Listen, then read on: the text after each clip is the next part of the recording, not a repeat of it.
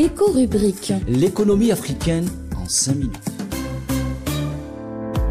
Amis africains, bonjour. Lors de notre dernière rencontre, on le disait, la croissance sera relativement faible, voire sera sérieusement impactée par l'instabilité que connaissent plusieurs pays africains et surtout par rapport à ce qui se passe aussi au niveau mondial en matière de bouleversement dû suite aux droits de douane imposés par l'administration américaine et ses corollaires en matière de rétrécissement du commerce mondial et surtout du renchérissement des financements sur le plan planétaire.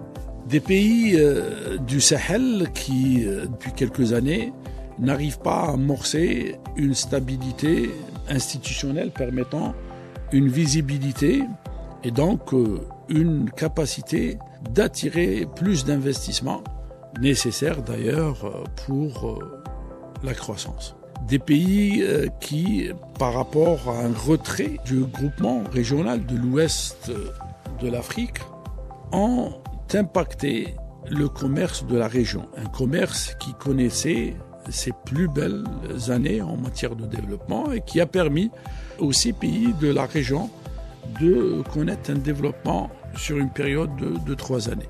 Une période de 3 années qui a donné lieu à une croissance notable, enregistrée dans les différents secteurs de l'activité économique, notamment celui de l'agriculture et des services. Chose qui ne sera pas enregistrée de la même manière pour les années 2025, 2026 et 2027. Donc, instabilité, rétrécissement des zones de commerce et un manque de mobilité en matière de flux d'investissement, donc de capitaux, en matière de flux de marchandises et de services, mais aussi en matière de mobilité des personnes. Car la croissance est aussi impactée par les déplacements et les mouvements de la main-d'œuvre dans la région.